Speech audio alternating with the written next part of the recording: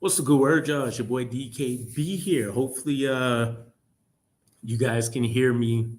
Hopefully, visually, I'm coming through decent enough. I know I got some holy light going on over here. But I've been hyped all day for this, man. I've been counting down the hours, the minutes to this 53-day man roster cut down. And I I seen the initial list, right? And I'm gonna pop it up here in a moment, but I can't say that there's a ton of surprises on here. If anything, there's just been more interesting news circulating more so than anything else roster wise today for me. Uh, which I guess that'll be a good starting point, right? Michael, my guy, appreciate you coming through 100%. This may be the Jets' best roster by far since our championship run. And we may actually be able to surpass that championship run team, um, which I would probably argue in all cases we probably already are, right? Strong number one, another secondary 1B type receiver, Mike Williams. Rodgers is light years ahead of what Mark Sanchez was, and the defense. We even had pieces that our defense back then didn't have. So it should be fun. I will put up the cut list here and kind of go through some of my thoughts in a minute. But I think a good starting point for sure is definitely going to be some of the news that's come out, right? So for one, we had the Brandon Codrington trade. And let me pull up the details about that. I know face value wise, it was a late round pick swap. 13-4. Yeah, I'm getting there. For the longest, I've been stuck around us, maybe getting in that 10 to 11 win mark. But I think we may be able to push that up a couple of ticks, right?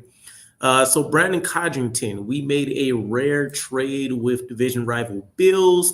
Looks like we will be swapping late round picks in 2026. And the most intriguing piece about this to me is for one, the Jets run the risk of putting a potentially lethal return man on the Bills. Like it would just be Jets poetry, right? That we lose one of our matchups because Codrington returns a last minute touchdown or something, right?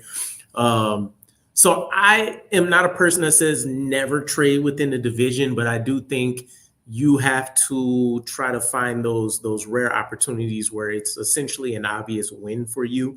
At this point, it just looks like we kind of did each other a favor. If anything, I liked what Ian mentioned, right? This is kind of like poking the bear a bit in that the Jets are saying, I expect to be better than you, right? We're probably talking about trading the difference of, maybe 6 or 7th draft selections worth of picks, right? We're talking like potentially us winning the Super Bowl. So let's just do some clear numbers. We're talking about us having a 32nd pick versus Buffalo, still a playoff contender, maybe being at like pick 27, pick 28, something like that, right? So I don't love the trade from the perspective that I think they are getting a clear lethal player on the return unit. I do think it speaks to what they think the rest of our team looks like, which, to be honest, I can't say it makes a ton.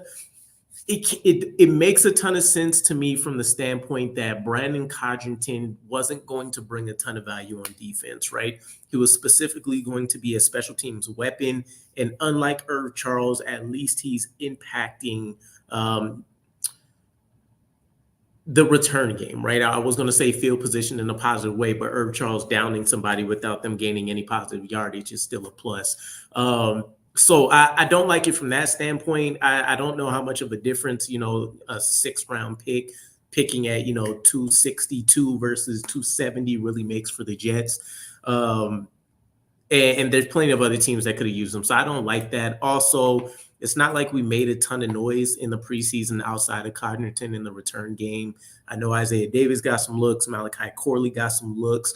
So if anything, I think the intention is just to use this offseason to really develop those guys. In worst case scenario, they can really lean into Xavier Gibson. Matt Ice, appreciate you coming through. Thoughts on the wide receiver depth. So let's pull up the 53-man roster cuts.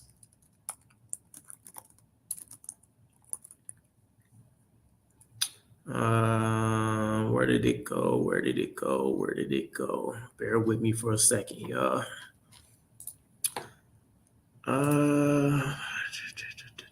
This may be it.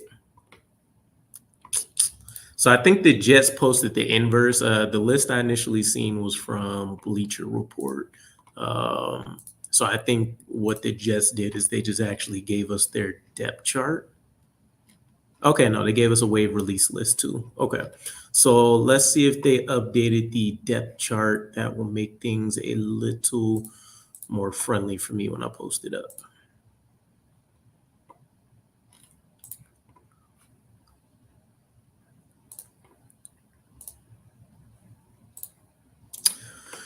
Boom. All right, so we have our depth chart here. And for wide receivers, we decided to run with 1, 2, 3, 4, 5, 6, and I know I got to be missing somebody, 7. Okay, so 7 wide receivers. I would say not totally surprising, but it means that they leaned heavily on upside and special teams value, right? And when I take a look at when I'm speaking about those two attributes, I'm specifically looking at Irvin Charles, Malachi Corley, Jason Brownlee, right? As you know, guys in that mid to bottom tier, spots 4 and below. Even Alan Lazar, right? I know they've been trying to plug him in as special teams. I don't love it from the standpoint that I'm sure that means that we're missing out on an actual cut that probably could have made a stronger impact for us this year. And we'll see when we get into the actual cut list. But I mean, to be honest, I think 9 out of 10 people probably doesn't have 7 receivers for the Jets. We would have went with 6, but just looking at these names, I think it's obvious that we would have went with the same group here. I don't really see any surprises, right? I still think it's Irvin Charles versus Jason Brownlee here. There's going to be moves. I know one of the recent rumors out there, and I'll probably drop something tomorrow morning about this, is that the Jets may be targeting John Mechie III from the Texans, assuming that they cut him. There's actually a few different names. I'm hoping I have enough time tonight to drop a couple of videos. There's a couple of names I've seen out there already that I'm really, really excited about and think the Jets may be able to capitalize on. But yeah, at face value here, it's about what I expected outside of the fact that we decided to keep 7 here. Rodgers recorded an 81-10 win-loss record with the defense that allowed. Yeah, I've seen Jake Asman shorts keep popping up when I have small breaks to run through stuff. I've seen him mention that stat. Why did they do it in division and out? Yeah, it could be more harmful than good for us just to say that we got some compensation, right? Codrington will return a kickoff against yeah, kind of the sentiments that I put out there already. He looked like our most electric returner. I talked about this, I think, in the UDFA video that I posted today. The interesting piece about Codrington to me when it came to his returns is that he's not necessarily lethal from a movement perspective, right? He's not fluid. It's not like you're seeing him put 2 feet in the ground. He's shifting, he's accelerating through cuts and stuff. You see a lot of situations where a guy overran the play a little bit, or they tried to essentially kind of like bear maul him, bear hug him, anything of that sort. And you see him kind of just roll guys off of his back or slip them real quick. And then he's shifty enough and kind of has that start-stop ability to be able to go out there and, turn something loose for a bit of a bigger gain.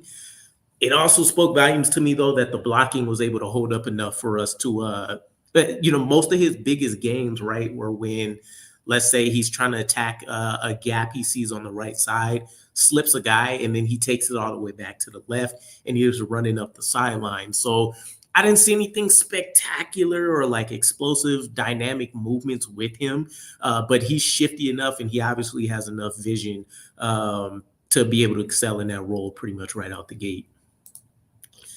Would you be against picking up newly cut Hardy? I did see his name out there, and cut Irving, considering they've shown nothing at position, but more as teamers. So the difference in the two to me, Justin Hardy has never.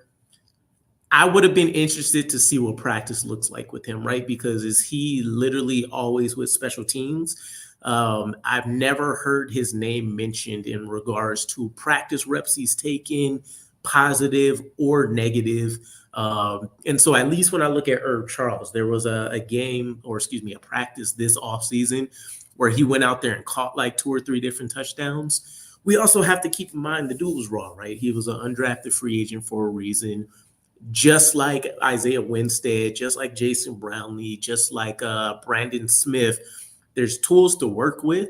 His handicap has been, not only is he limited from the snaps available to him to try to develop, he also had a crappy quarterback situation for most of his career, right? So it's hard to improve on things outside of maybe route running being independent of the quarterback, where you have Zach Wilson selling balls left and right. You know, you even this offseason, right? You have, if Andrew Peasley's last 2 preseason games were any indication, him throwing, footballs, like literally.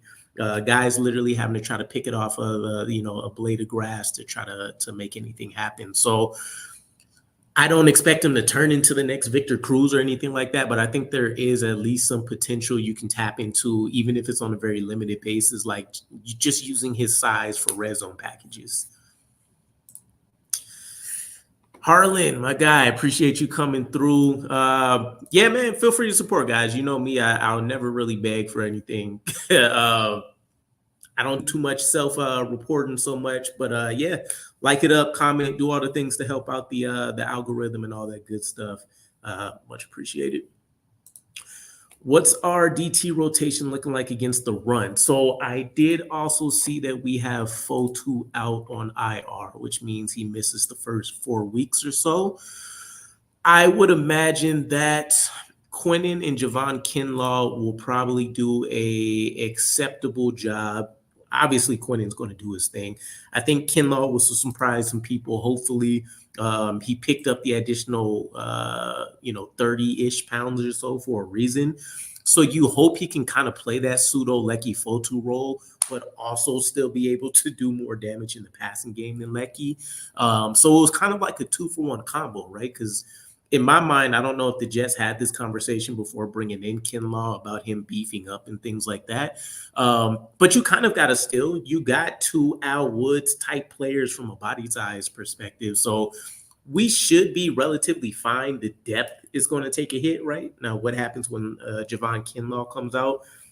I like Leonard Taylor for his pass rush. I didn't love what I've seen from him out of the run game this preseason so far. I think he still focuses on QB too much, and he opens up gaps almost instantly with the way he tries to attack. So I think that's where you have a problem, right? And then that's probably where you see Michael Clemens maybe reduce inside if they try that game again. Otherwise, we're going to be relying a lot more on CJ Mosley and Quincy to try to step up on some of those obvious rundowns. I had to check that video. Yeah. It's pretty lengthy. When I finally got done with it yesterday, I wasn't expecting it to be just shy of like 30 minutes. You guys know me. I don't necessarily like talking forever. I enjoy the streams just because it's a little bit more back and forth communication wise, but it's hard for my voice to stand just chatting through things for a long amount of time. Jets D-line is loaded. A lot of fresh pass rushers during the game, plus offense won't go 3 now, so D will be rested. Yeah, man, that's going to be the best part. This is the strongest preseason we've had where we've gotten to actually see that get implemented, right? Tommy DeVito's face is kind of like burned into my memory, where I think it was during that stretch of him getting sacked like 3 times consecutively. And you see him just get up and walk towards the sideline, just shaking his head, kind of like, if this is going to be what the rest of my game looks like, I'm going to look like, a cut candidate. I can't do anything here, right? So I'm super hyped for that. I think it's very realistic that you can see games where, whenever Hassan Reddick does come back, if that ends up happening, where you can see certain guys have their games that they just take over and they pick up 3 or 4 sacks. But I think you can also see those dominant days where everybody from the first and second string unit is picking up like 1 to 1.5 sacks, and just having a field day out there. So I'm super hyped for it. D-line still is I would say probably not even arguably anymore, right? Just because of the depth with it. Cornerback, you can make the case that there's still some question marks, which actually, let me see who we stuck around with. Okay, so this is about what I expected. Sauce, DJ, we got Stiggers, draft guy, obviously. JBC, he looked like one of the best guys in preseason. And then Eccles, I'm still thinking if anybody moves out of that group, it's going to end up being Eccles. I just think there's a lot of comfortability you can have between Sauce, DJ. Obviously, you'll have MC2 in there, but then Quantez and JBC taking that backseat role. I do think that gives you the option to go out there and probably try to pick up some extra compensation, much like probably the plan was with Codrington. But yeah, I don't know. That's a move that's still kind of living rent free in my head. I got to try to make sense out of it. Yes, 100% a good thing for us. Blunted, you come through for pretty much every video, commentary, support. Much appreciated, my man. I love it. Harlan, with Fotu out, that's probably why they kept LT3. Not necessarily. I think it shouldn't be hard for you to develop a run component to a guy, even if that hasn't been a strength to their game, right? Not saying that they are going to turn into, just this elite monster, but he has the tools to excel in both, right? Let's make sure that's clear. Anybody that can get into the backfield with the relative ease that you see out of a guy like Quinnen Williams and Leonard Taylor, they are dynamic enough to where they can impact both facets. Now, there's a mental component to that. There's some skill set stuff that definitely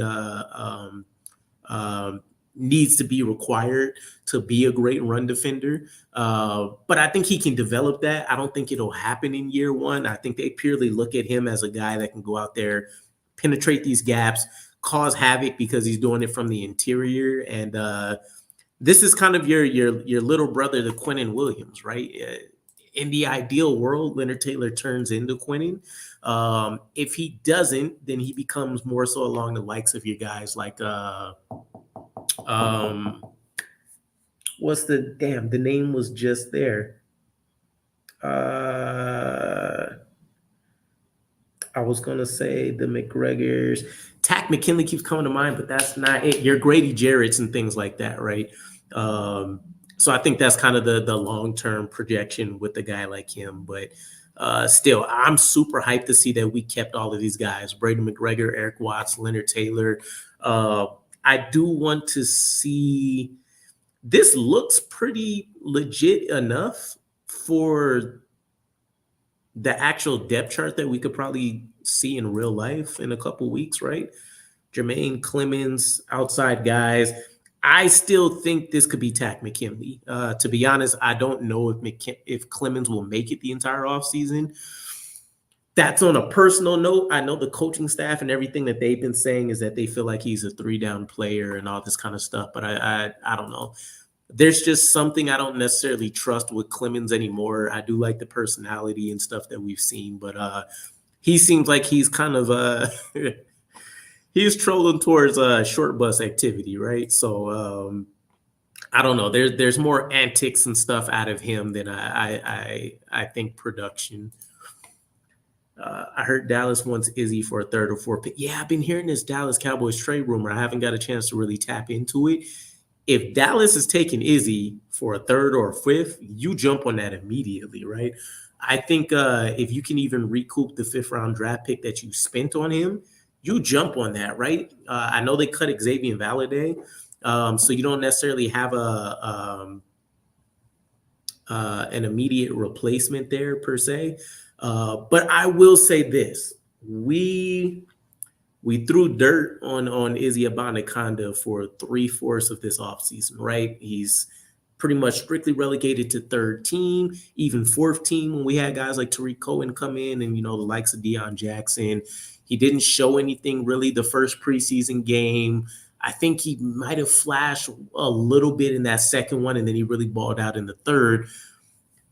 It's not consistent enough. It's not long enough, but there is at least there's a developmental track that you can see there, right? There's a change in the run style that I saw where he stopped having as much of a problem with hitting the hole, lowering his shoulder, and then if he had an opportunity to shake a guy, he wasn't really looking to dance.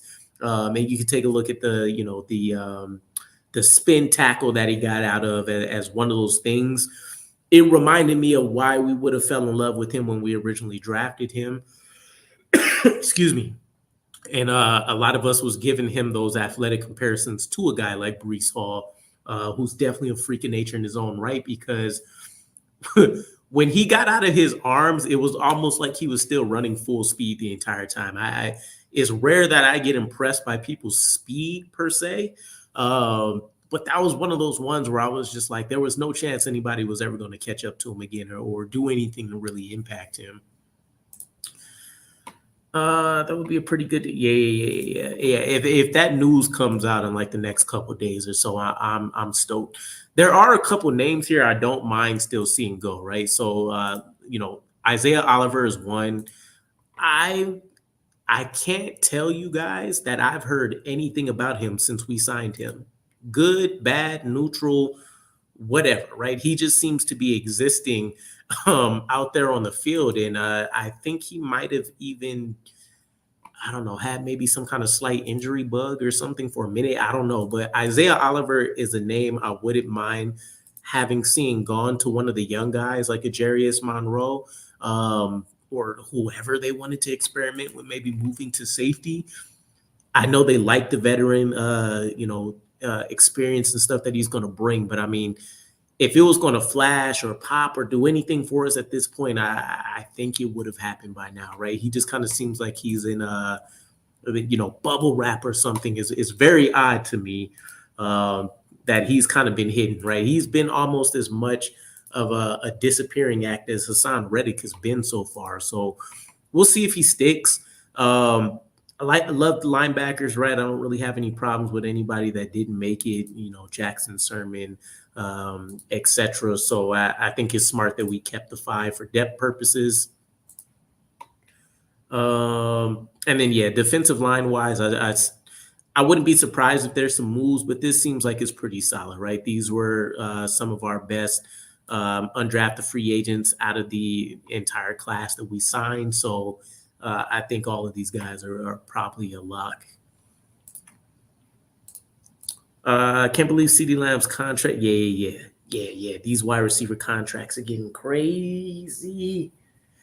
Oh, they're getting insane. I didn't think it'd be this soon that we were seeing wide receivers touch, 30 plus, well, to be fair, in most cases, like 27 plus annually, right? And a lot of these guys are getting guaranteed like 120, 130 million. So Garrett Wilson, for what he's meant to this team, he's going to eat.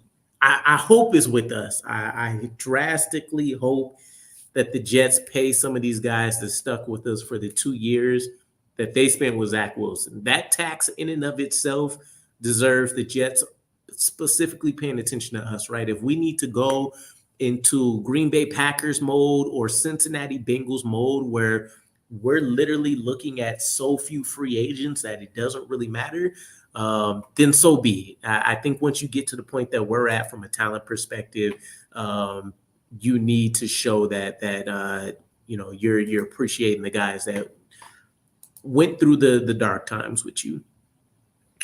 Offensively, again, I'm not really seeing anything crazy offensive line wise. Max Mitchell, Carter West. Yeah. So I'm not seeing anything crazy. I do want to let's look at the actual cut list that's here, and I just want to see if any names or anything spark some thoughts. I'm gonna get out of here soon so I can actually head home to the kiddos and stuff. and then hopefully work on a couple of these videos for you guys. But here's what we have. So the official injured reserve list, like Ifotu, if my memory serves me right, he was dealing with a hammy. So I'm assuming they wanted to be cautious, cautious with the soft tissue injuries. Jordan Travis, kind of expected, maybe not expected to this length, depending on who you talk to. And then Kenny Yeboah, I think, was dealing with some kind of lower leg thing too, if I recall correctly. I love that Zach Wilson tag. Yeah, man, that's 100% what it is. Like any of the, I'm trying to think, what are some of the other, like Derek Carr last year would be like another one. Obviously still leagues above what we had, but like if you get historically piss poor quarterback play, like you best believe if I decide I still want to stick around with your franchise, that there's going to be attacks. And it's not like they were just dealing with a quarterback. There was also some dysfunction in the front office and everything. So like, it's very hard to be that trusting for that long. Brees is going to have 2,000 this year, top 5. Yeah, man, I just had my so Connor from Jets X Factor. I'm part of his league. I got another one with Gunny that I believe kicks off next week. And Brees Hall was gone in like the first 3 picks. I thought I was going to get slick, and if he dropped to like 6, because we had a 10-man team, I was going to get lucky, but no such luck. Let's see. So Shamar Bartholomew, he's a guy that I fully expect to return. If we did not have a JBC revelation this offseason, I 100% think Shamar Bartholomew was going to be one of those guys that locked in the spot. Al Blades, he had a really tough offseason. Kind of played a lot like what I expected from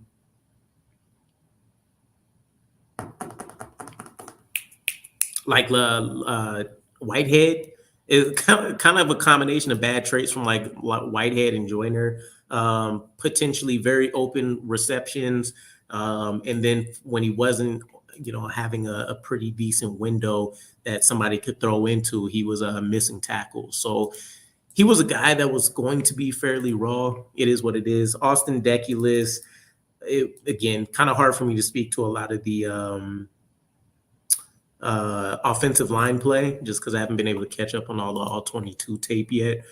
Sam Iguavine, I keep seeing people say Iguavone or something like that. I don't know. I saw Iguavine as the pronunciation before, but he was pretty solid. So I expect him to come back at some point. Just because we're comfortable with him now, he does bring strong special teams presence. I believe we burned through all our opportunities to elevate him to the active roster last year. So I'm pretty comfortable with him if we can get him back. Again, offensive line guys, if I can speak to him, I will. Ferkser popped. I know a lot of people actually like him a lot, right? So much so that they would have rather replaced Yeboah with him. I wouldn't go that far, and obviously he has a couple more years on most of the guys in that room, looking at Ruckert and Yeboah. But he didn't do anything crazy to me to where, I'm looking at it and I'm saying, he needs to have stuck around. Glazer, Jake Hansen, I know there's familiarity there. Tyler Harrell was a guy a ton of people liked. Anybody that pops up here on the defensive line, you can make an argument for that they're popping up on somebody else's team. Jalen Holmes has looked really, really good since last year. He was actually one of my underrated gems on the line. Bruce Hector, he's been solid, and I think he's a guy that can probably impress more so on the inside, attacking inside than many people would think. Jackson not worried about. Jalen Key is unfortunate. And this is what I was kind of saying with this is kind of what I was saying along the lines of Isaiah Oliver still being on the roster. Like, I don't know what he did that Jalen Key didn't do, right? To where he's getting a roster spot and he's not. But I kind of called it. The writing was in stone when we made the first initial cut for Zach Kuntz last year. That opened the floodgates for Joe Douglas to not necessarily have to rely on some of these late round draft picks making the roster, where he would have tried to finesse his way into it years prior. Zach Kuntz is gone again. I do hope we bring him back. I hate what I've seen. For the record, there's been a number of passes where stuff has stuff has been wide open for him. Hit him in the midst, hit him in the shoulder pad, maybe the face mask. He wasn't even paying attention or looking for it. The huge drop in the bucket that he should have caught from Adrian Martinez sticks out. There is still a lot of rawness with him, and it's hard to say that he's done anything better than he's even done last year. So hate to see it, but it is what it is. Brady Latham, Cole Laval. Laval's a name that I would have liked to have seen for sure, but I can understand the guys ahead of him. Adrian Martinez, I'm hoping we get him back. Doubtful, but we'll see. We've seen crazier things happen. Sefcik is another developmental tight end that I'd like to see. I thought we would have been able to trade Siebert, kicker here, just because he was pretty solid generally. I don't think he missed, but overall he looked good over the course of the preseason, and there's still some guys out there that need kickers. Who else do we have? Tanzel Smart, the the eternal practice squad guy. I don't know who put him in a Mangekyo Sharingan, but his family is eating and making a living off the practice squad. I thought there was a limit to how often we can have a guy on there. If so, I'm pretty sure he's running very close to that being the case. But yeah, at this point, I'm pretty certain he'll never make a roster actively, right? Or maybe consistently is the better word to put it. Brandon Smith is a name that I was thinking potentially would replace a Irv Charles and or Jason Brownlee. He hasn't popped in training camp the way that Jason Brownlee did last year, but also I think he's made more impact plays in the games when it mattered than Jason Brownlee has. But I don't know. It's a toss-up, right? Swilling, he had his moments. Willie Tyler III, I kept seeing that we had him on the depth chart as guard. Not sure what that was all about. I know he was terrible, in my opinion, as a tackle. So maybe they just want to see if the size and him being in a phone booth helped out. But at least a developmental guy from a dominance perspective that you could look at. And then I would expect for us to bring Validate back. But I'm not as shocked with this list, to be honest, guys. If anything, I'm more intrigued about what's out there for the other guys. So I wish I had more time, but probably, again, a video I'll make. If not, I'll see if I can live stream with more time tomorrow. Work got crazy today. But definitely I'm going to be dropping some names out there for you guys to look forward to. I know we have to wait 48 hours, I believe, before we know what happens with the waiver wires and any of these claims get put in. Yeah, watch out for that. I'm gonna be dropping some names that the New York Jets may want to look for some last minute upgrades. Firster, good, solid player, not spectacular. Yeah, he reminds me a lot of Tyler Kraft type player, or excuse me, Tyler Croft type player that we would have had before. Key's another good, solid player. Don't think he'll be claimed. Yeah, hopefully he flies under the radar. Smart will be called up to play during the regular season. I don't know. I think it took 2 or 3 injuries last year before we brought him up. Appreciate that, my man. Yeah, I wish I could stick with y'all. I wish the voice would also stand up to me speaking for like 2 hours. I'm only talking so fast now because I want to try to get through everything before I get this long trip home. But yeah, I appreciate you guys coming through. I know I don't stream a ton. I am thinking about bringing back the late night streams though, the Jets therapy sessions. Hopefully we don't need a ton of therapy this off season, but it did work out a little bit better. It just, man, I was exhausted doing streams at like 11. Building draft capital for eventual Tay trade. Unlikely, right? Because unless the scenario is that the Raiders are taking a first round pick, a mid pick, and then like a couple of late round draft picks, maybe. But I also don't think there's many teams like the Eagles were, or I guess like the Bills technically, that are willing to take resources, 2 years out. And a lot of what we're trying to acquire right now is for 2026 draft capital. Off season is over. Regular season is here. Not quite. Not quite. This last week is going to be fun with a lot of the roster moves. So I'm definitely looking forward to that. And I think there may be a few other trades that creep up. So we'll see how that pans out. But yeah, I appreciate you guys coming through. Again, I'll seriously consider figuring out when I can stream a little bit more often, because I'll have baby here soon in a couple months. So it'll be nice to try to knock out building up the community a little bit more via some of the streams as opposed to the videos. But you guys are awesome as always. I'm gonna let y'all get to it and enjoy the rest of the day, man. Hopefully we get some more news and some exciting stuff that comes through. Peace.